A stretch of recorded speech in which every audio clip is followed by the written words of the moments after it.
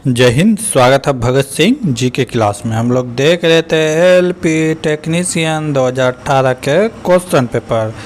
आज देखेंगे last day last shift का question paper. Last date last shift का क्वेश्चन पेपर। CBT 1 का एग्ज़ाम 30 शिफ्ट में हुआ था। 30 के 30 शिफ्ट का क्वेश्चन पेपर आप टेलीग्राम चैनल भगत सिंह जी के क्लास में मिलेगा। इसके बाद स्टार्ट करेंगे CBT 2 के क्वेश्चन पेपर जो कि 9 शिफ्टों में हुआ था। 9 के 9 शिफ्ट का क्वेश्चन पेपर भी आपको टेलीग्राम चैनल भगत सिंह जी के क्लास में मिलेगा। देखते हैं आज का पहला क्वेश्चन। आज का पहला क्वेश्चन है,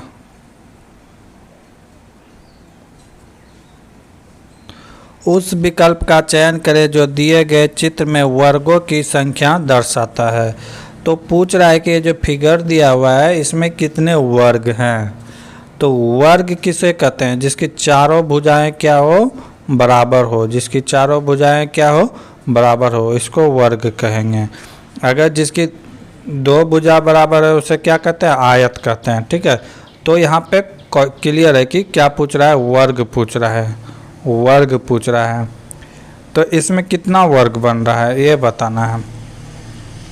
इसमें वर्ग देखा जाए तो 2 ही बन रहा है। कितना बन रहा है? 2 बन रहा है। एक यहाँ से यहाँ ये वाला और दूसरा ये वाला, 2 ही वर्ग बन रहा है। ठीक है, कितना वर्ग बन रहा है? 2। बाकी जो आप ये सोच रहे हैं कि एक ये हो गया, एक ये हो गया, एक ये हो गया, तो ये सब आयत की गिनती में आएगा। वर्ग किसे कहते हैं? जिसकी चारों भुजाएं आपस में क्या हो, बराबर हो, उसे वर्ग कहते हैं। जिसकी 2 भुजा बराबर हो आपस में उसे क्या कहते हैं? आयत कहते हैं। तो इसका राइट आंसर क्या हो जाएगा? 2 हो जाएगा। 2। अगला क्वेश्चन पूछ रहा है कि 20 साल से कम आयु वाले 20 साल से कम आयु के बीच वाले एबव या ऊपर वाले से अधिक आयु वाले क्वेश्चन दिया है। दिए गए आंकड़े में देशावर और आयुवार व्यापार के लिए चीन की यात्रा करने वाले लोग के अनुपात को दर्शाते हैं।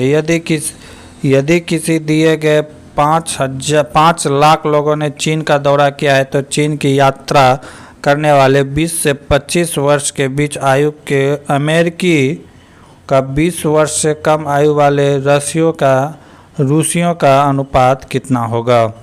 क्या पूछ रहा है कि रूसियों का अनुपात कितना होगा? तो यहाँ पे देखेंगे, यहाँ पे अमेरिकन कितना % दिया हुआ है? 60% दिया हुआ है। कितना % दिया हुआ है? 60%। अब पूछ रहा है इसका 20% हो जाएगा, क्योंकि वहाँ पे रशियन पूछ रहा है जो कि 20% से 20 और 40 के एज के बीच का है। तो कितना है? 20%। अब यानी कि रूस के आदमी कितना है? 5%। ठीक है, इसका कितना % चाहिए? तो इसका 60%। इसी को कटा देंगे, रेशियो आ जाएगा। 60 से 60 कैंसिल, कितना बार में? 4 बार में। तो क्या निकल के आया? 4:1 का रेशियो। 4:1 का रेशियो। 4:1। ऑप्शन नंबर 2 सही है। अगला क्वेश्चन, नीचे दिए गए चित्र समुच्चय यू यूनियन सर्वस्वेशी समुच्चय है। यदि समुच्चय LMN क्रमशः इतिहास, भूगोल और भाषा पढ़ाने वाले छात्रों को दर्शाते हैं तो दिए हुए गए आंकड़े आधार पर उन छात्रों की कुल संख्या कितनी है जो कि भाषा भूगोल पढ़ते हैं लेकिन इतिहास नहीं पढ़ते हैं। तो कह रहा है कि ऐसे कितने छात्र हैं जो कि भाषा पढ़ते हैं लेकिन इतिहास नहीं पढ़ते हैं। तो इतिहास को जो डोनेट कर रहा है वो कौन कर रहा है? L कर रहा है। तो ऐसे छात्र को देखना है कि जो ये दोनों में शामिल हो, ठीक है, लेकिन इतिहास L में शामिल नहीं हो। तो ऐसे कितने छात्र हैं? 9 छात्र ऐसे हैं जो कि भूगोल और भाषा दोनों पढ़ते हैं। भूगोल और भाषा दोनों पढ़ते हैं। कितने छात्र हैं? 9। क्योंकि कह रहा है कि इतिहास नहीं पढ़ना चाहिए तो इसके अंदर नहीं आना चाहिए। तो ऐसा संख्या कौन है? 9 ही है। तो ऐसे स्टूडेंट की संख्या कितने हैं? 9। अगला क्वेश्चन, 8.5% साधारण ब्याज के दर पर 6 वर्षों के लिए निवेशित ₹2000 की राशि पर कितना ब्याज प्राप्त होगा। कह रहा है कि कितना ब्याज प्राप्त होगा। तो ब्याज अब देख लेते हैं, ब्याज निकालते हैं कैसे। R इंटू टी होता है, R इंटू टी। R कितना 8.5 इंटू टी, टी कितना है 6, कितना आ जाएगा 8 6 के 48 और 3 51%, 51%। हाँ, कोई भी चीज़ 100% होता है तो 100% का वैल्यू कितना है, 100% का वैल्यू है 2000, तो उसका 51% हम निकाल सकते हैं। देख लेते हैं 100% बराबर 2000, तो 51% बराबर क्या हो जाएगा, मान लिए x, तिरछा तिरछी क्या कर देंगे, गुना कर देंगे, तिरछा तिरछी क्या कर देंगे, गुना कर देंगे, तो क्या हो जाएगा 2000 गुना 51 बटे 100, 2 जीरो से 2 जीरो कैंसिल, 20 गुना 51 करेंगे तो कितना होगा 1020 आएगा। राइट आंसर क्या हो जाएगा 1020 रुपये ब्याज के रूप में मिलेगा। अगला क्वेश्चन, दिए गए अक्षरों के क्रम से लापता अक्षर का चयन करें। पूछ रहा है कि लापता अक्षर का चयन करना है। किया क्या गया है, के क्या होता है 11, एम होता है 13, पी होता है 16, टी होता है 20। तो किया क्या गया है, 11 से 13 हुआ है यानी कि 2 का प्लस हुआ है, 13 से 16 हुआ है कितना प्लस हुआ है 3 का प्लस हुआ है, 16 से 20 हुआ है कितना का प्लस हुआ है 4 से, यानी कि एक एक बढ़ते जा रहा है। 2 से 3 हुआ, 3 से 4 हुआ, तब 4 से कितना होगा +5। तो टी से टी का 20 प्लस 5 जोड़ेंगे तो कितना होगा 25। 25 में क्या आता है y आता है, क्या आता है y आता है। तो इसका राइट आंसर क्या हो जाएगा y, ऑप्शन नंबर 3। अगला क्वेश्चन, निम्नलिखित में कौन सा कथन गलत है। क्या कह रहा है कि गलत है, ध्यान से देखना है। पहला ऑप्शन क्या है, क्वेश्चन पहला ऑप्शन, चंद्रमा पर जी का मान पृथ्वी के जी के मान के बराबर होता है। बात सही है, लेकिन बहुत सारे लड़के बोलेंगे नहीं जी का मान 1/6 होता है, तो स्मॉल जी का वैल्यू होता है। यहाँ पे कैपिटल जी पूछा हुआ है, कैपिटल जी कांस्टेंट होता है, इसका हर जगह वैल्यू सेम ही होता है, इसका वैल्यू कभी चेंज नहीं करता है। लेकिन स्मॉल जी का वैल्यू चेंज करता है जगह बदलने पर। ठीक है, तो पहला नंबर क्या है सही है, लेकिन हमें चुनने के लिए अब क्या बोला है गलत। दूसरा क्या है, एक दूसरे से 1 मीटर की दूरी पर रखी हुई 2 वस्तुएं जिनके द्रव्यमान 2 kg के बीच लागू होने वाला गुरुत्वाकर्षण बल का मान 26.68 × 10⁻11 न्यूटन होता है। बिल्कुल सही है। अगला क्या करा, ये भी सही है। अगला क्या करें, न्यूटन के गुरुत्वाकर्षण नियम प्रयोगशाला में ही मान्य है। नहीं, ये सर्वमान्य है, हर जगह मान्य है।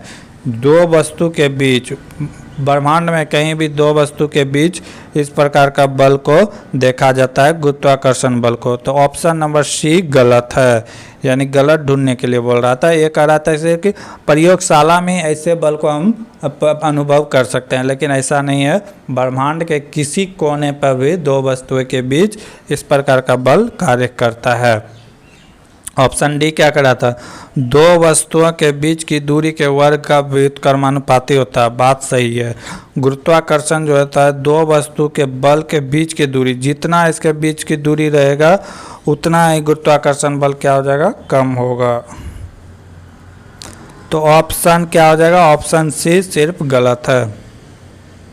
अगला क्वेश्चन, किसी तरंगदैर्घ्य में लगातार 2 संपीड़न और 2 लगातार रिविलीकरण प्रक्रियाओं के बीच की दूरी को क्या कहते हैं। तो तरंगदैर्घ्य जैसे इस तरह चलता है, तो यही कह रहा है कि दो बिंदुओं के बीच, जैसे ये ऊपर वाला उठा हुआ भाग है इसे क्या कहते हैं, या फिर यह नीचे जो धंसा हुआ भाग है ये भाग को क्या कहते हैं। तो इसे को क्या कहते हैं, तो इसको तरंगदैर्घ्य कहते हैं। क्या कहते हैं, तरंगदैर्घ्य कहते हैं, तरंगदैर्घ्य कहते हैं, वेवलेंथ। तरंगदैर्घ्य की बात करें तो इसे लैम्डा से सुनिश्चित किया जाता है। लैम्डा जो है कौन सा भाषा का है, ग्रीक भाषा का सिंबल है लैम्डा। ठीक है, तो दो उठे हुए भाग या नीचे हुए भाग को क्या कहते हैं? तरंग दैर्ध्य कहते हैं। ऑप्शन नंबर ए सही है। अगला क्वेश्चन, उस विकल्प का चयन करें जो दर्शाए गए बिंदुओं की रेखा पर पारदर्शी कागज को मोड़ने पर चित्रांकित होता है। कह रहा है कि एक पारदर्शी रेखा है और इसको अब क्या कर रहा है कि मोड़ने के लिए कह रहा है, मोड़ने के लिए कह रहा है।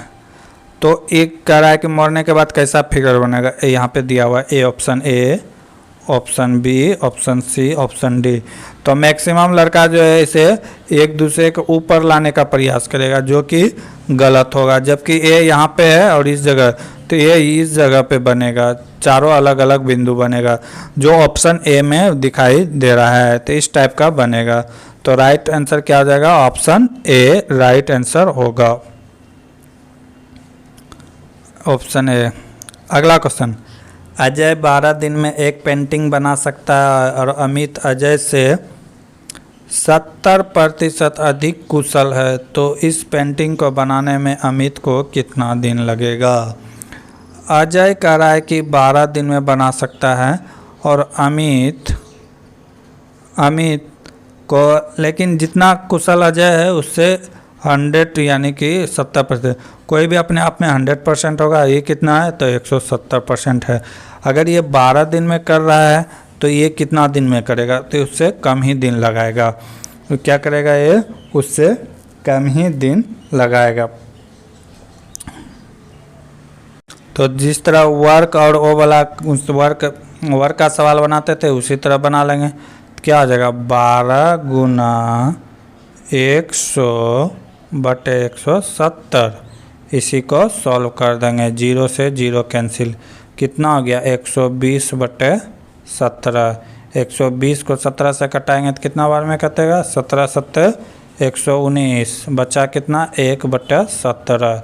7.1/17 ऑप्शन नंबर 1 जो कि सही है। ऑप्शन नंबर 1 सही है, 17.1/17। अगला क्वेश्चन, घड़ी में 2:30 बजने पर घड़ी की सुई द्वारा कितना अधिक कोण बनाएगा? क्या पूछ रहा है? अधिक कोण पूछ रहा है।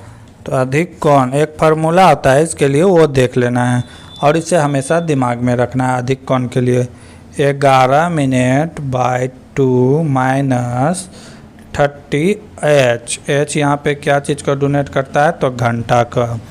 ठीक है, तो इसको सबका वैल्यू बैठा देंगे। 11 गुना मिनट का कितना वैल्यू है? 30। तो 30/2 माइनस 30। h का वैल्यू कितना? h मैंने आवर का वैल्यू कितना है? 2।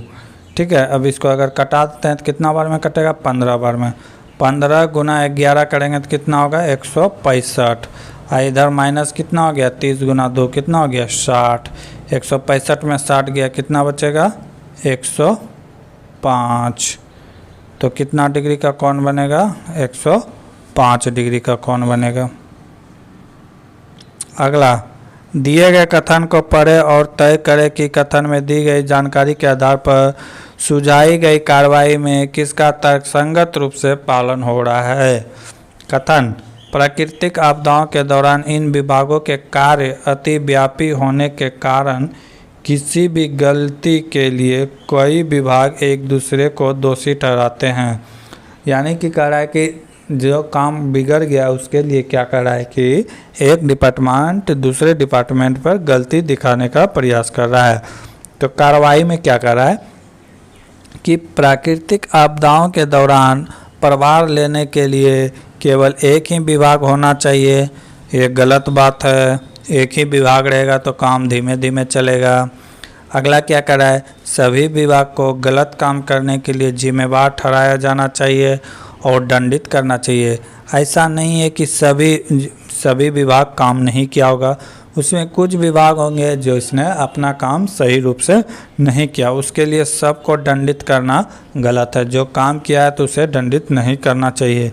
तो यहाँ पे क्या हो जाएगा? दोनों ही निष्कर्षण गलत है, ना तो एक पालन कर रहा है ना तो दो।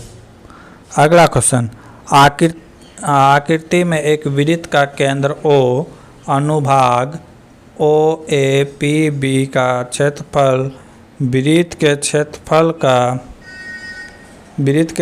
का 5/18 भाग है, तो x का मान ज्ञात करें, यानी कि इसका कोण ज्ञात करने को कह रहा है।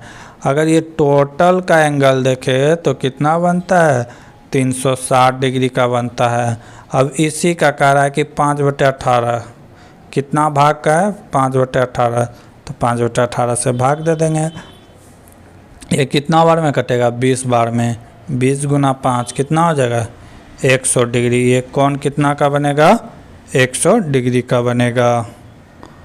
ऑप्शन नंबर सी सही है, 100 डिग्री।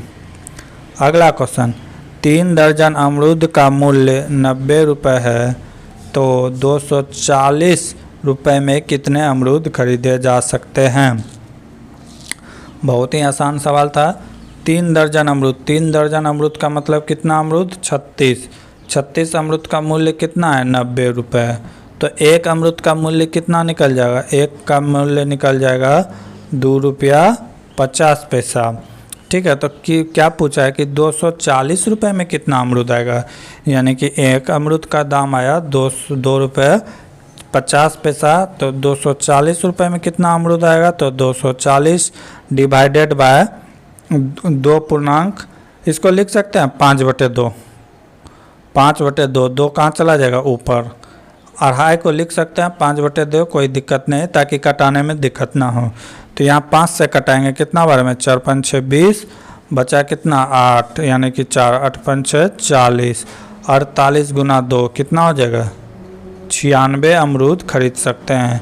कितना अमरूद खरीद सकते हैं, 96। ऑप्शन नंबर 3 सही है।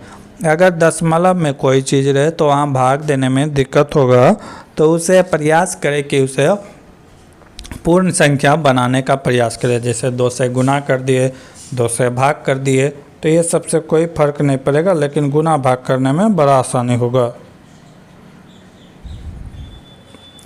अगला क्वेश्चन, सर चार्ल्स विल्किंस निम्नलिखित में किस अनुवाद के लिए प्रसिद्ध है। तो उन्होंने भागवत गीता का अंग्रेजी में अनुवाद किया था। किसका अनुवाद किया था, भागवत गीता का। कब, तो 1775 में। कब किया था, 1775 में।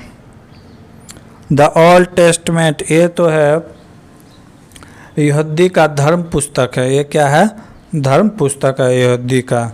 अगर शकुंतलम का अंग्रेजी में बात करें तो इसका किया था विलियम जोन्स ने किया था। इसका अनुवाद किसने किया था, तो विलियम जोन्स ने। कब किया था, तो 1789 में। कब किया था, 1789 में किया था। बाइबिल का हिंदी में कौन किया था, तो ये पता नहीं। अगला क्वेश्चन, दिए गए 2 कॉलम के घटनाओं पर आपस में मिलान करके दिए गए विकल्पों का सही चयन करें। पहला ऑप्शन क्या कह रहा है, पहला ऑप्शन कह रहा है कैल्शियम ऑक्सीजन क्या है, ये बूझे चुना का स्थिति है, तो ये हो जाएगा 2 का। CA3P2 ये क्या है, तो एक कैल्शियम ऑक्साइड का सूत्र है, यानी कि 1 हो जाएगा।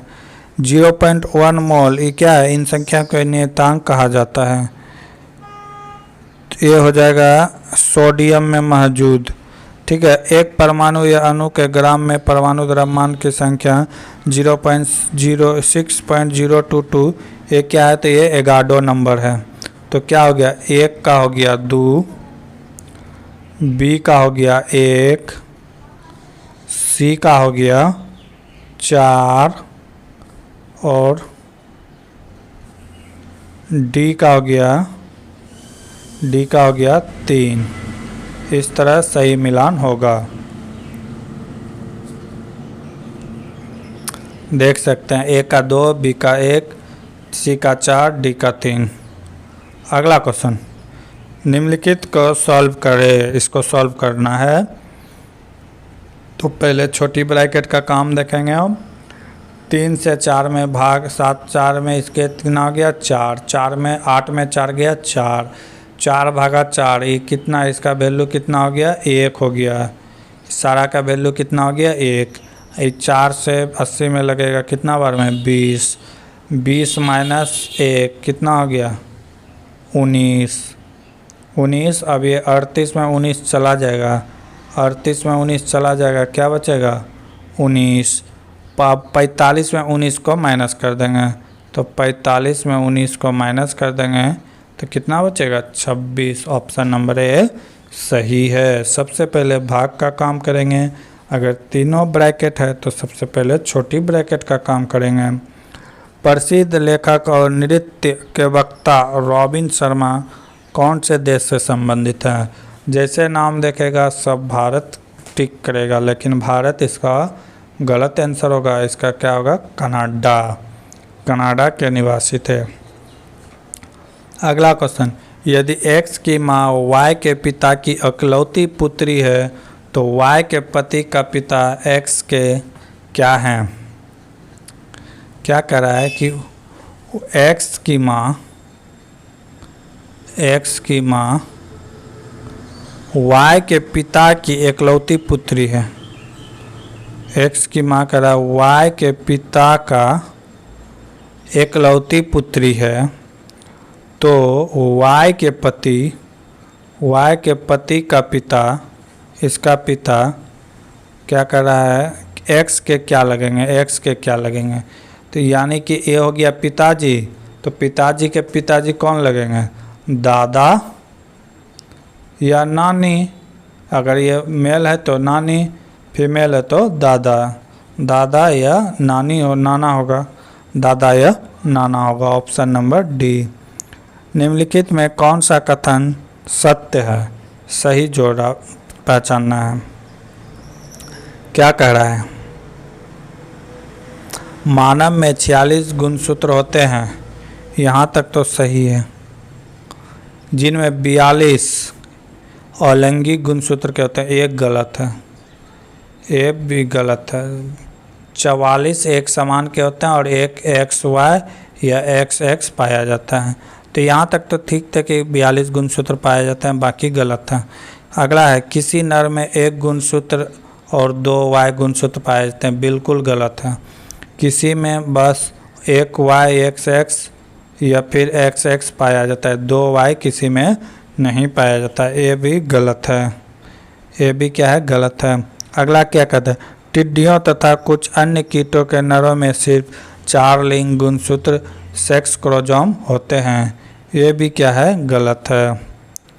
अगला क्या कर रहा है, द्विगुणित जीव जिसमें लिंग अलग अलग होते हैं, द्विगुणित कोशिकाओं में गुणसूत्रों की एक विशेष जोड़ा होता है जो लिंग का निर्धारण करता है और इन्हें हम लिंग गुणसूत्र कहते हैं। बिल्कुल सही है।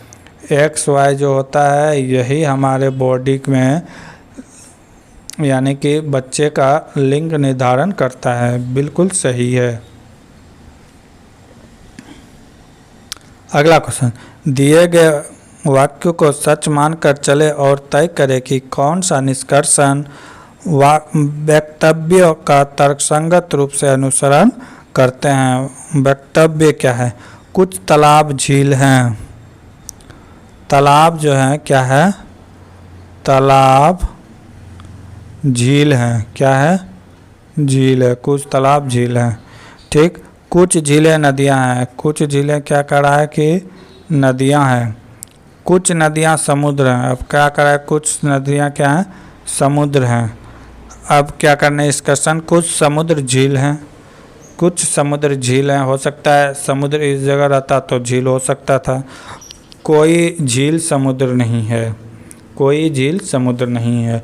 यह जहां हम अभी बनाए थे ये अगर सही है तो ये वाला सही है, तो दोनों में से कोई एक फॉलो कर रहा है, या तो एक या तो दो, दोनों में से कोई एक फॉलो कर रहा है। ऑप्शन ए या ऑप्शन 2 दोनों में से कोई एक अनुसरण कर रहा है।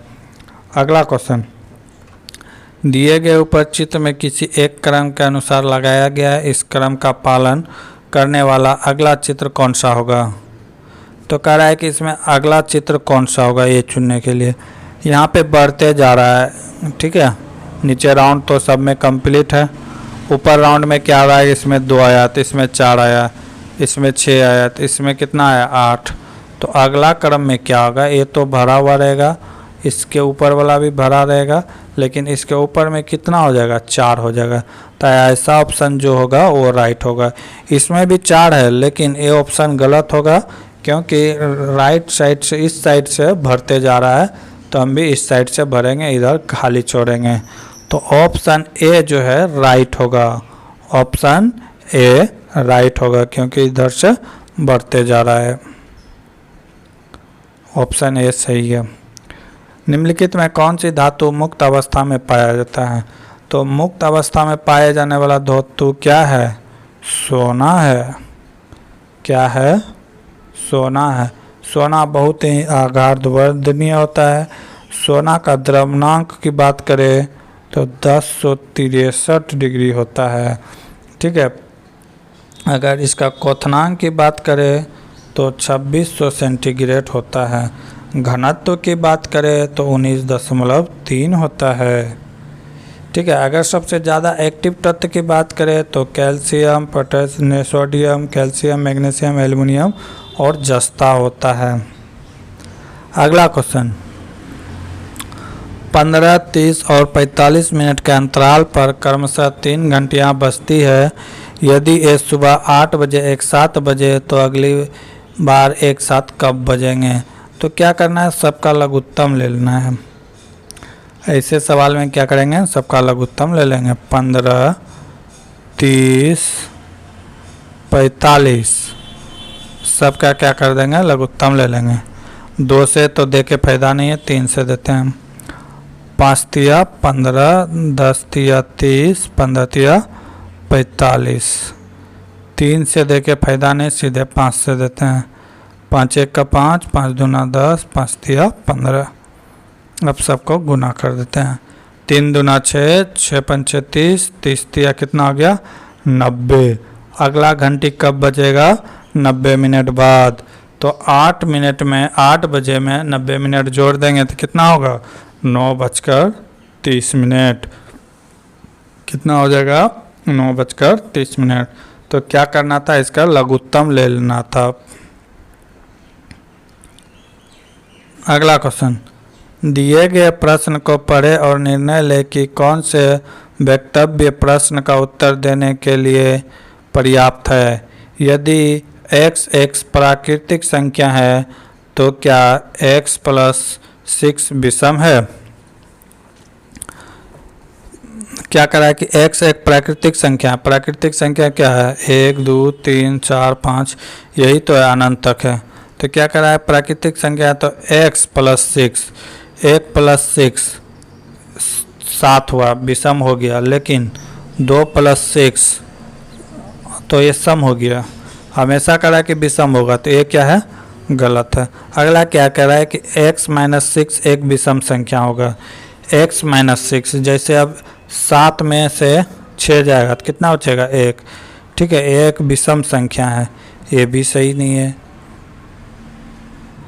तो क्या हो जाएगा, केवल पर्याप्त एक उत्तर देने के लिए पर्याप्त है, जबकि अकेला 2 पर्याप्त है जबकि 1 नहीं है।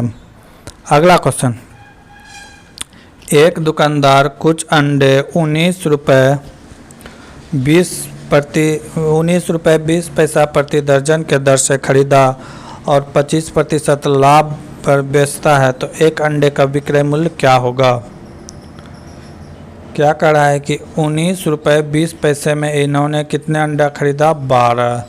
तो एक अंडा का कीमत निकाल लेंगे, इसके डिवाइड करेंगे तो कितना हो जाएगा, 12 का 12 बचा 7 बचा के 72, यानी कि एक अंडा का कीमत हो गया 1 रुपये 60 पैसा। अब कह रहा है कि 25% लाभ कमाएंगे, तो 1 रुपये 60 पैसा का 25% मतलब 1/4। तो इसको 4 से अगर डिवाइडेड करेंगे तो कितना आएगा 40 पैसा, यानी कि कीमत तो हमारा पड़ा 1 रुपये 60 पैसा और 40 पैसा हमको लाभ कमाना है। तो टोटल कितना हो गया, एक अंडा का कीमत ₹2। ₹2 प्रति अंडा। तो बाकी के क्वेश्चन हम लोग अगले वीडियो में देखेंगे। तब तक के लिए जय हिंद, जय भारत।